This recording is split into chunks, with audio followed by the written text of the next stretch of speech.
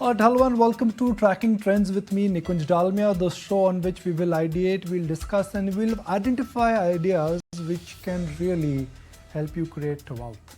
Money and wealth, well, wealth is what we would be focusing on. But before we do that, here's a look at some market trends. Call it seasonality, call it FOMO from foreign institutional investors. Dalal Street has extended its bull run for the 6th trading session on the trot. Nifty is now closing towards 21,000. Can you believe that? And Bank Nifty outperformance, the one everybody has been waiting and anticipating and predicting, finally seems to be coming true. The I told you so moment for Indian banking sector.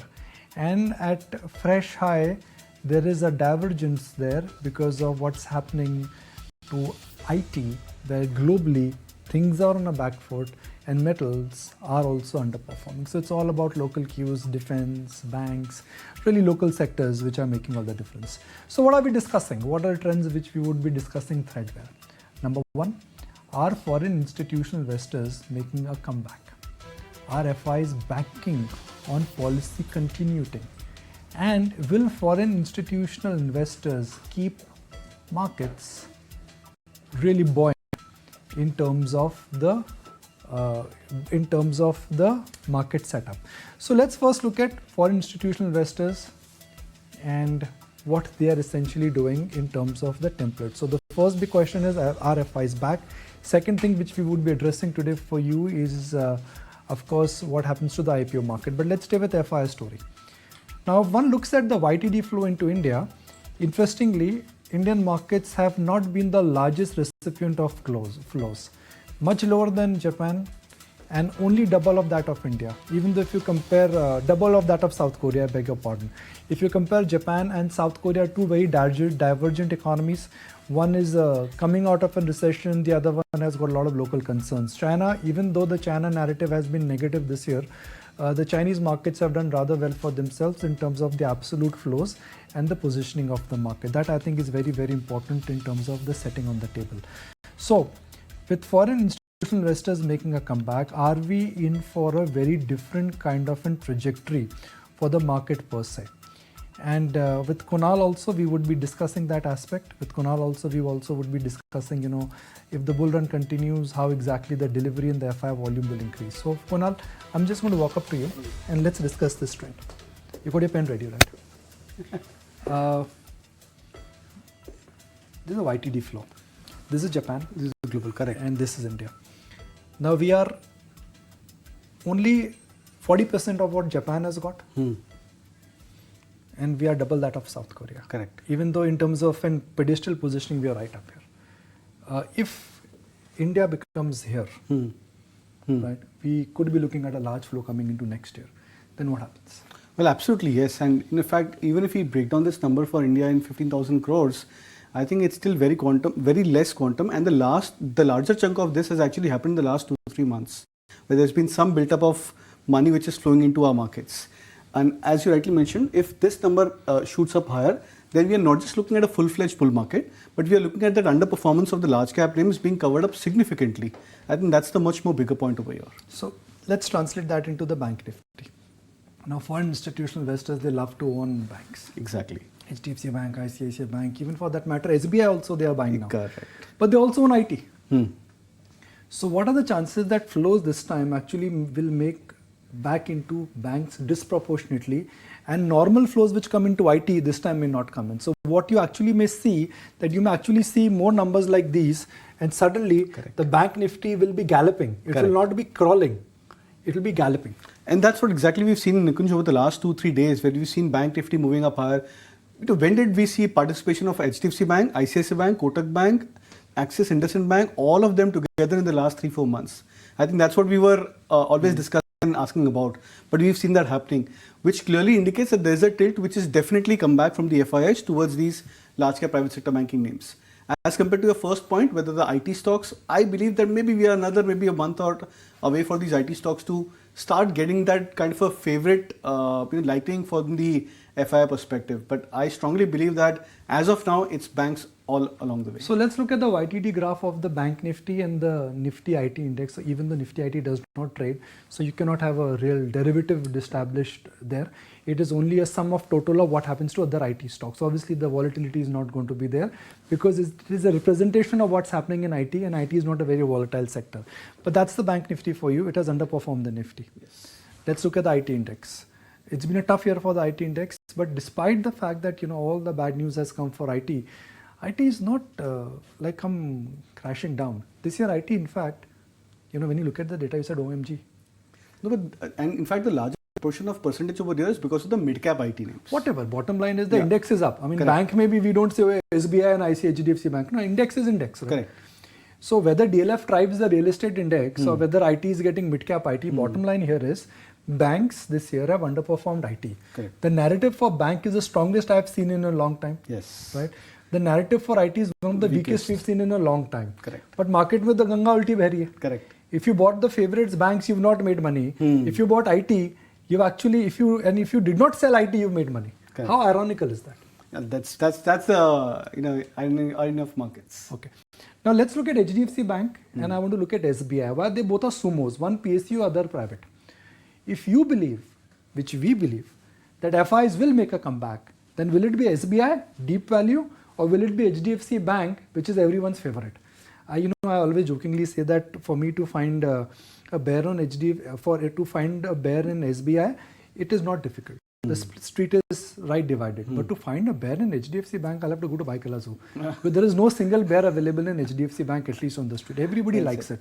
So let's go back to SBI and let's go back to HDFC Bank. Now I'm just going to say that if you work with an assumption that our fair weather friends, kahan reh gaye, when they are back, will it be HDFC Bank? Will it be SBI? Because we are basing this entire premise of market rally on FI comeback. See, I think there are a lot of nitty-gritties over here, Nikunj, because HDFC Bank commands the highest weightage in terms of the market weight. So I'm not sure whether funds, FIIs would be allowed to have a higher proportion over here for an already heavy weighted stock. But I think yes, SBI, ICICI Bank I think is also another top favorite, which I believe is also gaining a good traction in the last few days. I think that's also another name to look at. Make a portfolio of these three stocks and keep it simple. Exactly. 30% allocation SBI, 30% IDFC Bank, 30% ICICI Bank, and 30% SBI. Correct. That's first leg. That's if the one first wants to add in Axis.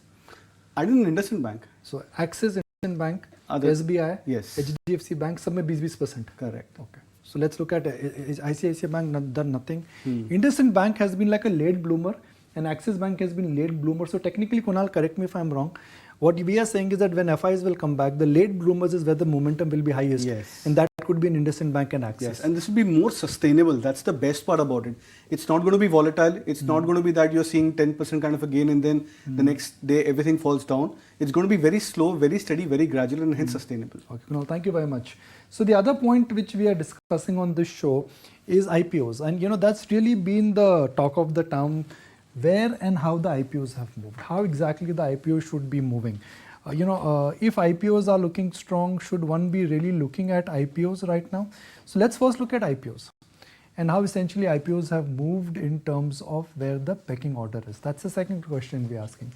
Recent listings in IPO and how some of the IPOs have done. Now this is some of the IPOs move from the listing day to the current market price. Senco, Signature Global, EMS, Manoj Vaibhav. Some of these stocks have still given 60 to 70% return, which means even after the listing, even after the crowded IPO market, some of the stocks actually have done rather well for themselves. But on the flip side, stocks where valuations were completely out of whack, they've come crashing down. Idea Forge, Radiant, Flare Pens, I think was circuit down in the morning.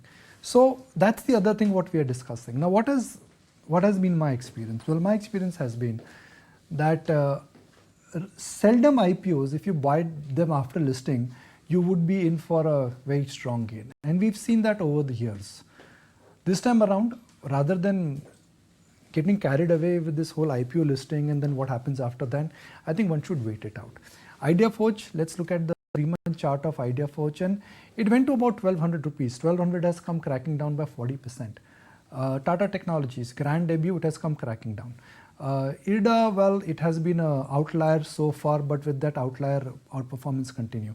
So the point I'm trying to make here is that IPO market sometimes give you, it's like a lottery if you get it, but post listing, because of the excitement and euphoria in the market is so high, you just tend to get carried away. And that's why you need to be a bit careful in terms of should you be buying the dip in the IPO market. And that's what I would say, that if you want to buy some of these stocks, wait for a bad patch, start buying them systematically, but don't just rush in after the IPO price, because if mispricing is there in a lot of IPOs, then actually there would be a challenge. Let's take a break. When we come back, we'll address some of your questions and also an excerpt of my conversation with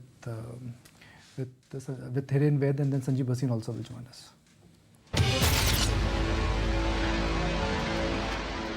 Some queries on Tata Tech, and to address that, let's connect with Sanjeev Bhasin. Sanjeev, always a pleasure to have you on the show. Now, a lot of queries are coming. This one is from Mr. Vinod Sharma. Vinod, thank you for sending this query. I have bought 20 shares of Tata Tech at 1330. Should I hold it? Sanjeev, at 1330, Tata Tech trades at a P multiple of 60-65 times trailing. So if someone's bought at 1330, do you think there is scope to make money in the near term? Yeah, hi. So Nikunj, in the short run, I would say no, because there will be time before you see more color on the numbers and the valuations get corrected. I mean, today an LTTS or a LT, these trade at much lower valuation, having much clearer businesses. The Tata TCS itself trades at a much lower multiple. So, if you got caught in the euphoria, then stay put. Don't try and buy more, because this will take time. Right now, the market mood is such that, industrials and the other lot are doing extremely well. You've seen that in the move. So stay put with Tata Tech. Don't add more, but try and diversify your portfolio. Try and add some of the other, an LTTS or an LTIM. These will give you more color, and an HCL Tech on the technology basket. The next question is from Prakash from Vadodara. Thank you, Prakash, for that question. Now, a lot of questions are bunched up here. First, will we see Bank Nifty scale up beyond 50,000 in 4 to 6 months? Will HDFC Bank catch up? And what is a good, in the short term, what is a good entry and exit price? And can HDFC Bank go to 2,000 plus? So bottom line here is, Sanjeev, can the Bank Nifty go to 50,000 in the run up to the election? And HDFC Bank, if somebody is convinced post the election verdict that it's a time to now revisit HDFC Bank, vanvas ka samay khatam ho raha hai, so what is the time to buy? So I'll take them one by one. Firstly, 50,000 would be a little more far stretched than most imagine. But there is always an outright possibility, just as you saw in the 3-0 victory for the BJP. Three things stand out, Nikunj. One, fall in yields overseas, inflation moderating very, very sharply. And third, the Fed now no longer on higher rates. He is in fact may cut rates, which all bode well for India and for the banking system. Plus, you have clarity of government, so no freebies to be announced. All that bodes well. But at 50,000, we would be all looking at very, very big numbers, 23,500 or maybe on the index and so. So don't get caught in such a big euphoria. The index has run up very sharply. Better to do a SIP in the bank Bs. Bank Bs trade at 1/10 the price. They are equivalent to it's an ETF equivalent to the Bank Nifty. If you did a SIP, you will get a better balance than just buying outrightly for 50,000. Two, HDFC Bank holds the maximum weightage in the Bank Nifty and yes, has been a rank underperformer. But over a period of time, as the synergies equate, then their cost of lending will moderate and book will grow. But don't expect 2,000 to come maybe in the next 6 months. It will take more of earnings churn and so on. Hence, we think there are other banks which can be much, much better conduits like the like of Axis or ICICI. So diversify your portfolio, by the bank Bs. You'll have 6 private and 6 public banks, which will give you a good moderate mixture of them all. Right, Sanjeev, always a pleasure to have you on ET Now. Thank you for joining us and thank you for answering those queries. And here's a excerpt of my conversation with Hiren on this good old debate, small cap versus large cap. I think, it's still not late to be part of what we all believe is a long-term structural bull market. As you remember, Modi ji said that this is not an era of war. Just like that, this is not an era to be bearish on the Indian markets, right? This is an era to be bullish on India. So my sense is that there is still an opportunity. While the small and mid caps in general and the broader markets have done phenomenally well over the last 6-9 months, I think the large caps in general have lagged. And so I think investors want to participate. It's time, in my view, that elephants will dance. So I think there is still an opportunity in the large caps. Not to say that there is no opportunity in the small to mid caps, but I think in a bull market, there's always sector and market cap rotation. So my sense is that, at least in the run up to the elections, you may now see some of the larger cap stocks which have moved sideways should also start to participate in this bull run. I think there will be times when the opportunity and the visibility of growth in India relative to other markets is significantly better. So I don't see a reason why our market cap to GDP cannot consistently remain above 100%. I don't think we've reached those absolute bubble valuations. How can we talk about bubble valuations when until recently your Nifty was for 2.5 years was largely in a consolidation phase. We had similar Nifty levels in September, October 21. And up until the last few days of this year, the Nifty was hovering around 18,500, 18,600. It's only now that we've broken out into new highs, right?